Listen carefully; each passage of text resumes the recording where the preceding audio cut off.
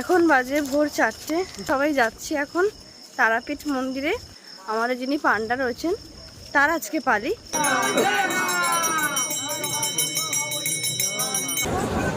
শীতল ভোগ দেবেন।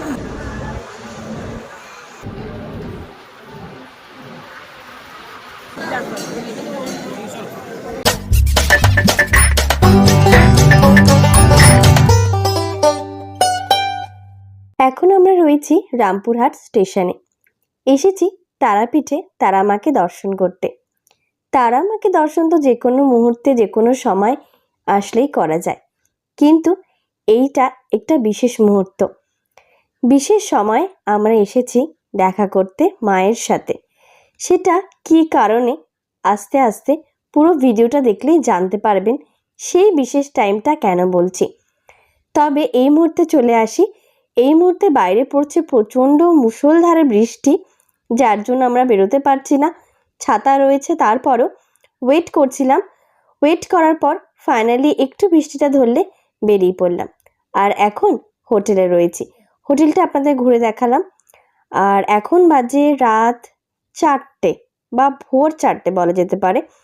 আমরা স্নান করে রেডি হয়ে যাচ্ছি মন্দিরে তারা মাকে দর্শন করতে। হ্যাঁ, এইবার বলি, জেনারেলি সাধারণ মানুষ এই টাইমটা কিন্তু মাকে দর্শন করতে পারেন না। একটু পর থেকে লাইন শুরু হয় সাধারণ মানুষের জন্য, তারপর 6টা বা 7টা থেকে মাকে দর্শন করা যায়। কিন্তু আমরা এই 4টের সময় যাচ্ছি, তার কারণ মাকে 4:30টার সময় দর্শন করব। তার জন্যে পুরো রাস্তা ফাঁকা।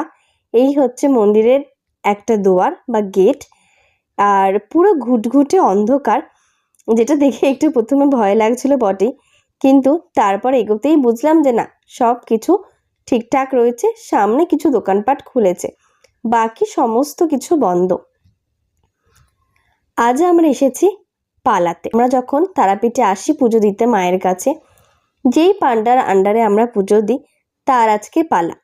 বছরে কয়েকবার, 2বার বা 3বার তাদের পালা পড়ে। সেই দিনটা শুধুমাত্র তারা তাদের যে ভক্তরা রয়েছে তাদেরকে ডাকতে পারেন এবং মায়ের গর্ভগৃহে দাঁড়িয়ে পুজো দেখতে পারেন, এই সুবিধাটা দেওয়া হয়। তার জন্য আমরা আজকে এসেছি। আর গর্ভগৃহে ঢুকেই দেখলাম অসম্ভব ভিড়, কারণ তাদের অনেকেই রয়েছে বা আমাদের মতন ভক্তরা, তাদেরকেও ডাকা হয়েছে, তাই জন্য ভিড়টা একটু অনেকটাই বেশি ছিল। আমাদের পান্ডা যিনি ছিলেন, ওর নাম হচ্ছে অ্যাকচুয়ালি সৌভিক, ছোট ভাইয়ের মতনই হয়। তার বাবা, কাকা আর ও 3জন মিলে আজকের পালা ওদের।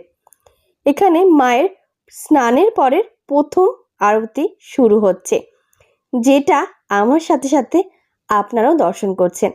আর এই হচ্ছে মায়ের পা, যা এখন ধোয়ানো হবে। তারপরে মায়ের প্রথম সকালের আরতি কিন্তু শুরু হবে। এই আরতি দেখার পরেই আমরা গর্ভগৃহ থেকে বেরিয়ে আসব এবং প্রথম অঞ্জলি দেব। তারপর কিন্তু সাধারণ মানুষের জন্য দরজা খুলে দেওয়া হবে। আমি কিভাবে দাঁড়িয়ে আছি দেখতে পাচ্ছেন, কোনো রকমে কষ্ট করে দাঁড়িয়ে আছি, কিন্তু কষ্ট বলবো না, মায়ের কাছে এসেছি। এটাই তো সৌভাগ্য যে মায়ের এত কাছাকাছি এসে মাকে দেখতে পাচ্ছি, তার পুজো দেখতে পাচ্ছি এবং তার আরতি দেখতে পাচ্ছি। আপনারা কিন্তু কমেন্ট বক্সে জয় মা তারা অবশ্যই লিখবেন। আর এখানে মায়ের আরতি শুরু হলো।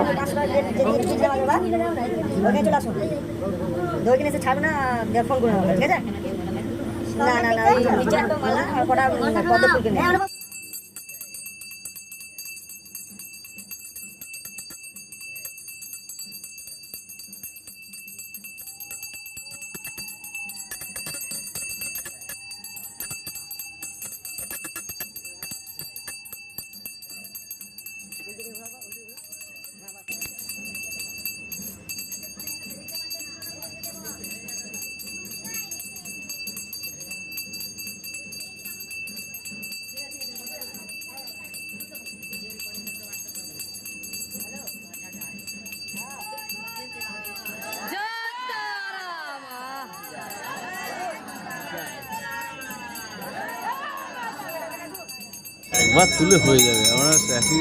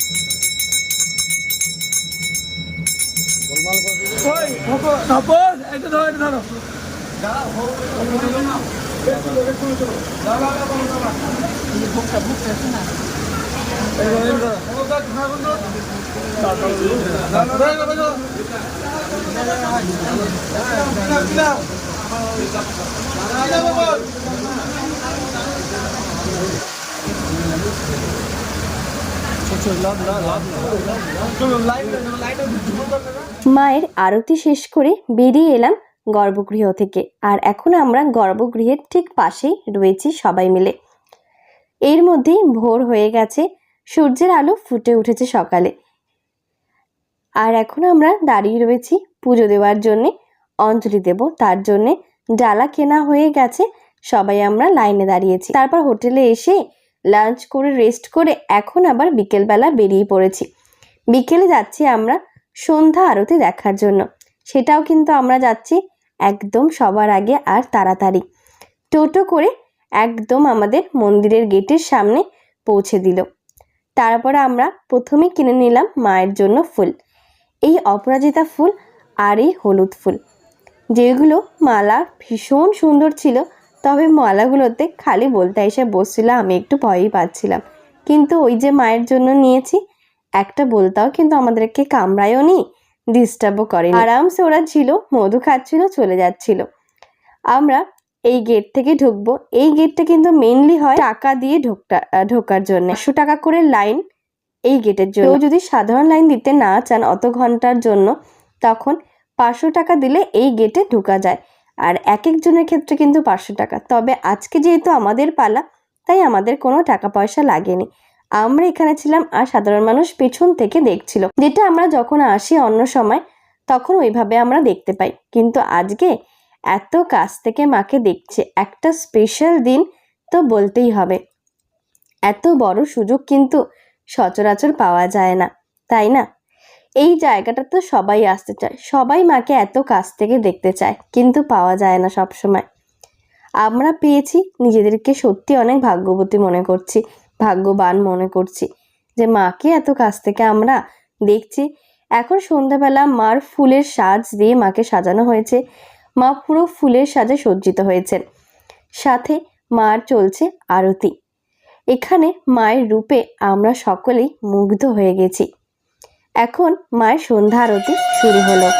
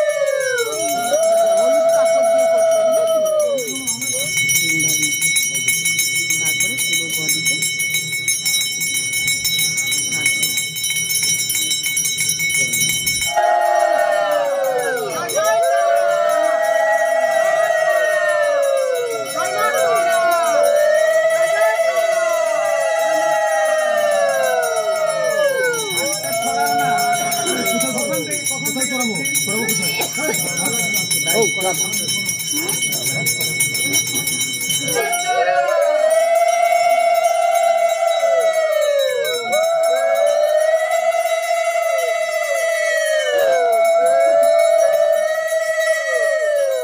আরতি শেষের পর মায়ের যে পা রাখা থাকে সেখানে আমরা প্রণাম করে মায়ের আশীর্বাদ নিয়ে নিলাম। আর আজকের সন্ধ্যা আরতি সারা জীবন মনে থাকবে, এত সুন্দর। মায়ের রূপে তো আমরা সকলেই মুগ্ধ। আর ওখানে এখনো দেখতে পাচ্ছেন আমাদের পিছনে মানুষজন কিভাবে মায়ের একটু দর্শন পাওয়ার জন্য দাঁড়িয়ে আছে। আর আমাদের কি সৌভাগ্য বলুন, আমরা এত কাছ থেকে মাকে দেখতে পেলাম। মায়ের এখন শীতল ভোগ চলে এসেছে, আর সেই শীতল ভোগের লাইন পড়েছে, আমরা তার জন্য বাইরে বেরোতে পারছি না। একটু পরে আমরা বাইরে বেরোলাম এবং সব থেকে আনন্দের বিষয় হচ্ছে আমরা ভাবছিলাম শীতল ভোগ কীভাবে পাবো, কিন্তু আমাদের পান্ডা যিনি ছিলেন তিনি আমাদের শীতল ভোগ দিয়ে গেলেন। আমরা তা সবাই মিলে গ্রহণ করলাম। এখানে চলছিল যজ্ঞ। আর আজকের ভিডিওটা একটু স্পেশাল, তাই আপনাদের পুরো ব্লগটা দেখালাম। সকালবেলা পরের দিন আমরা রামপুরহাট স্টেশনে চলে এসেছি বাড়ি আসার জন্যে। আমার ভিডিও ভালো লাগলে অবশ্যই একটা সাবস্ক্রাইব করে